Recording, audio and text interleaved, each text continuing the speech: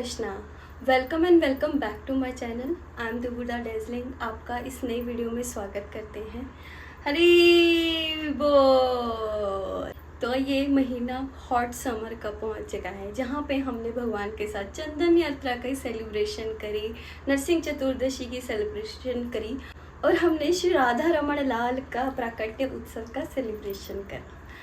भक्तों के जीवन में उत्सव ही उत्सव है, क्योंकि भगवान साक्षात उनकी लाइफ में प्रेजेंट होते हैं और जहाँ पे भगवान साक्षात है वहाँ आनंद की ही बौछार होती है। उत्सव ही उत्सव होते हैं। तो ये आने वाले कुछ उत्सव में से एक उत्सव है जो मैं आपके साथ ये शेयर करना चाहूँगी। क्या कभी आपने ये सुना है कि पनिशमेंट का भी कोई सेलिब्रेशन होता है? जी हाँ, पनिशमेंट का सेलिब्रेशन, जिसको कहा जाता है दंड उत्सव। कितना अजीब लगता है ना कि दंड उत्सव भी होता है। श्री चैतन्य महाप्रभु की लीला में ये एक उत्सव आता है जिसको कहा जाता है दंड उत्सव, जिसको साक्षात नित्यानंद प्रभु ने दंड दे के ये उत्सव का प्राकट्य शुरू किया। आज से 500 साल वर्ष पहले सबसे धनी देश जो था वो भारत था, और भारत में भी सबसे धनी राज्य था बंगला। उस टाइम वेस्ट बंगाल और बांग्लादेश नहीं होते थे, उसमें उस टाइम ये एक ही मिला के एक बंगाल देश होता था, जो कि सबसे धनी राज्य था। उस धनी राज्य में भी दो व्यक्ति सबसे धनी थे, जिनका नाम था गोवर्धन मजूमदार और हिरण्य मजूमदार। गोवर्धन मजूमदार के जो पुत्र थे उनका नाम था रघुनाथ गोस्वामी। रघुनाथ गोस्वामी हमारे गौड़ीय संप्रदाय के षट गोस्वामी से एक है। रघुनाथ दास गोस्वामी, जिनका बचपन ही श्रील हरिदास ठाकुर के साथ ही बीता था।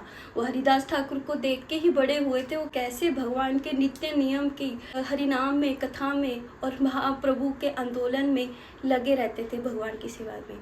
उनका बचपन से मन था कि वो भी भगवान श्री चैतन्य महाप्रभु के हरिनाम आंदोलन में भाग ले, भगवान के भक्त बने। परंतु सबसे अमीर राज्य, अमीर व्यापारी के पुत्र होने के वजह से उनके माता पिता को कभी ये पसंद नहीं था। उनके माता पिता चाहते थे कि उनका पुत्र उनके बिजनेस को आगे बढ़ाए और किसी अच्छी सुंदर अमीर स्त्री के साथ विवाह करे और अपना परिवार को आगे बढ़ाए।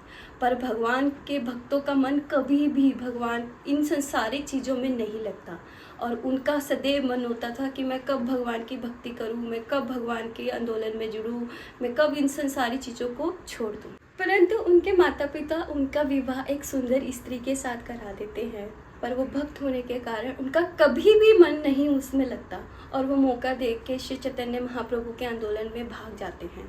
परंतु जब महाप्रभु को पता चलता है, वो उनको वापस भेज देते हैं, बोलते हैं अपने परिवार में जाइए, अपना बिजनेस करिए, अभी आपका समय नहीं हुआ है, जाके वो चीज़ें संभालें।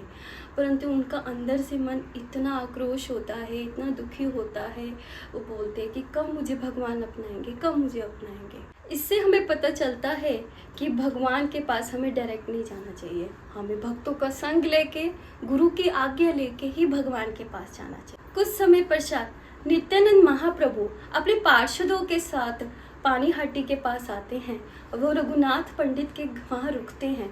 तो एक दिन वो जानवी तट के किनारे बरगद के पेड़ के नीचे बैठे हुए थे अपने पार्षद भक्तों के साथ। वहाँ देखते हैं कि दूर खड़े रघुनाथ गोस्वामी नित्यानंद महाप्रभु को वहीं से दंडवत प्रणाम करते हैं, और वहीं नित्यानंद महाप्रभु के पार्षद उनको देख लेते हैं और नित्यानंद प्रभु को जाकर बता देते हैं कि नित्यानंद प्रभु वहाँ दूर खड़ा रघुनाथ गोस्वामी आपके दर्शन को आया है और वो दूर से खड़ा आपके दर्शन को प्रणाम कर रहा है। नित्यानंद प्रभु भाग के जाते हैं और रघुनाथ को पकड़ के लाते हैं और बोलते हैं, तू चोर है, तूने चोरी की।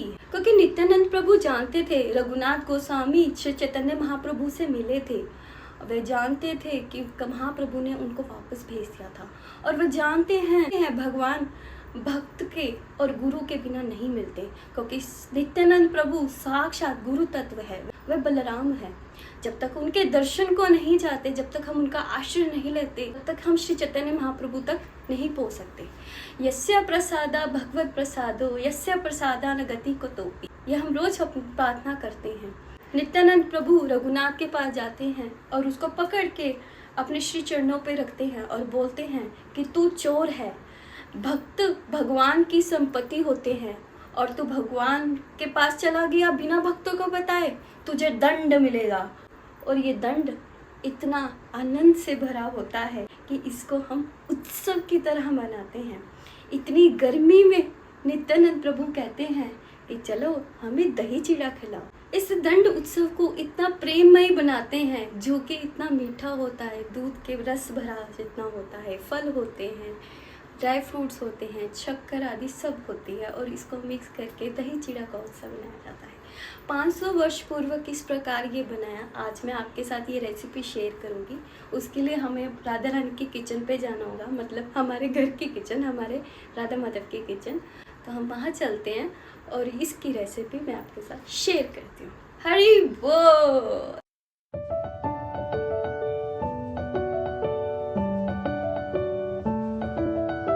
हरे कृष्णा। हम किचन में आ गए हैं जहाँ पे हम दही चिड़ा बनाएंगे। चलो मैं आपको दिखाती हूँ कि कैसे हम रेसिपी बना सकते हैं और दही चिड़ा का उत्सव हम अपने घर पे कैसे कर सकते हैं। उसके लिए मैंने कुछ तैयारी की हुई है। मैंगो, दही, चिड़वा, किशमिश, चीनी, थोड़े से बादाम। ये बहुत अच्छी बात है कि इसमें हमें कुछ पकाना नहीं पड़ता, गैस नहीं जलानी पड़ती। ये बिना कुकिंग का ही काम है और इसको तो आप बच्चे भी बना सकते हो और बड़े भी। और ये दही चिड़वा इतना ठंडक अपने आप में है और साथ में फलों का राजा मैंगो मिल जाए तो फिर क्या ही बात है। ये हम एक पुडिंग की तरीके से और एक डेजर्ट की तरीके से भी खा सकते हैं, भगवान को भोग लगा सकते हैं और बहुत ही अच्छा एक स्वादिष्ट अपने आप में समर डिश है। सबसे पहले हम चिड़वा लेंगे और उसको फ्रेश पानी में भिगो देंगे। अभी हम कुछ देर तक भिगोए रखेंगे, इसको साइड में रख देते हैं। अगर हमने 1 कटोरी चिड़वा लिया है तो हम 2 कटोरी दही लेंगे। हम खाली बर्तन में 2 कटोरी दही डाल देंगे और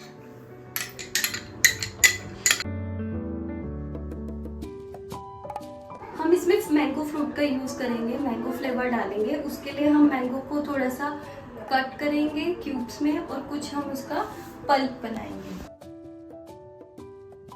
मैंगो को हमने क्यूब्स में कट किया और यहाँ पे हमने पल्प बनाने के लिए मैंगो काटा। अब हम इसको मशीन पे लगाएंगे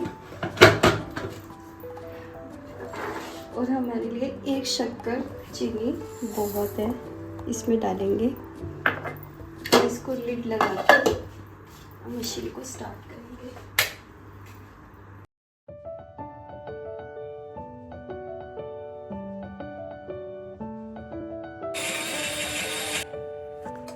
ये हमारी पल्प बन के रेडी है।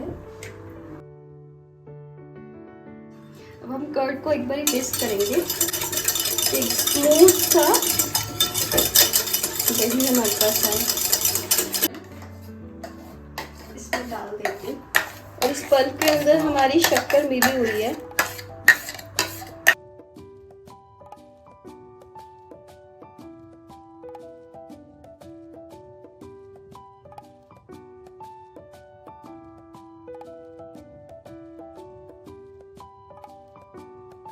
हमने अपना पोहा पानी से निकाल के स्टेनर में स्टेन कर दिया। अब इसको भी इसमें मिक्स करेंगे।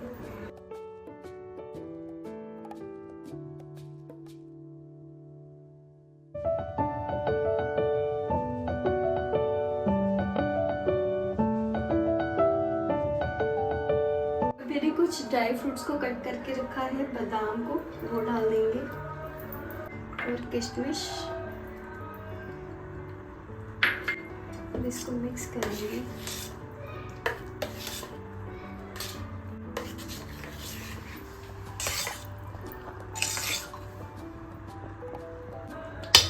मैंगो कटिंग के टाइम पे मैंने मैंगो की क्यूब्स काट के रखी थी। अब हम इसके साथ डेकोरेट करते हैं।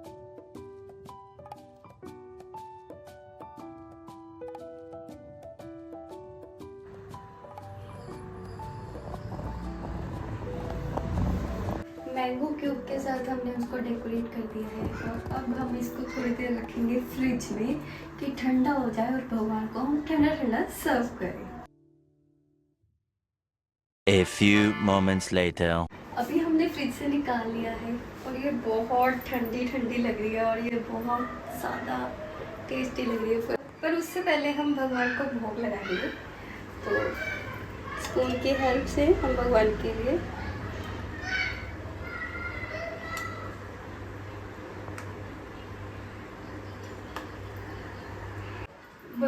लिए हमने उनकी कटोरी रेडी कर ली है और अब हम उनको भोग लगाएंगे। आपको ये रेसिपी पसंद आई होगी। ये बहुत सिंपल सी रेसिपी है जो हॉट समर में भी आपको वैसे भी खाने में बहुत पसंद आएगी। अगर आपको सच में अच्छी लगी हो तो इसको ज़रूर ट्राई करिए और इस उत्सव को ज़रूर मनाइए, क्योंकि ये उत्सव जो है वो दंड के रूप में एक आनंद है। आनंद जो नित्यानंद महाप्रभु ने दिया है, जो बताया है कि भगवान से डायरेक्ट मिलन नहीं होता जब तक आप भक्तों की और गुरु की शरण में नहीं जाते हैं। तो इस प्रकार दही चिड़ा का उत्सव बनता है। और आपने देखी कैसे मैंने आपको छोटी सी सिंपल सी रेसिपी शेयर की। आई होप आपको पसंद आई होगी। तो इसको ज़रूर ट्राई कीजिए और मेरे को और बाकी भक्तों के साथ शेयर कीजिए और कमेंट में लिखिए आपको कैसी लगी। श्री नित्यानंद महाप्रभु ने और उनके पार्षद ने और बाकी सभी संतों ने मिलकर ये दही चिड़ा उत्सव अच्छे से सेलिब्रेट करा और भर भर पेट खाया। श्री नित्यानंद प्रभु ने गौरांग महाप्रभु को बुलाया, जो कि आप वहाँ पे स्वयं प्रकट हुए और नित्यानंद महाप्रभु भगवान को अपने हाथों से प्रसाद खिला रहे थे, दही चिड़ा खिला रहे थे। गौरांग महाप्रभु के दर्शन कोई नहीं कर पा रहा था, सिर्फ नित्यानंद प्रभु और रघुनाथ गोस्वामी ही कर पा रहे थे। जबकि सब देख के हैरान हो रहे थे कि नित्यानंद प्रभु एक बार खुद खा रहे हैं, दूसरी बार किसी को खिला रहे हैं, पर किसको खिला रहे पता नहीं। सिर्फ और सिर्फ इस आनंद का स्वाद रघुनाथ गोस्वामी और नित्यानंद महाप्रभु उठा रहे थे। तो इस प्रकार ये दही चिड़ा का उत्सव आज भी जाह्नवी तट पे पानी हटी के नीचे इस बरगद के पेड़ के नीचे आज भी 500 वर्ष से ये उत्सव बनता आ रहा है, जो कि ज्येष्ठ शुक्ल पक्ष की तिरोदशी को बनाया जाता है, जो आने वाली 20 जून को बनाया जाएगा। आप सबको दही चिड़ा उत्सव की बहुत बहुत बधाई हो। श्री नित्यानंद गौरांग महाप्रभु आपके भी इस प्रकार का आनंद देते रहे और आपको भक्ति प्रदान करें। श्री गौरांग महाप्रभु की जय, नित्यानंद महाप्रभु की जय, जगद्गुरु श्रील प्रभुपाद की जय।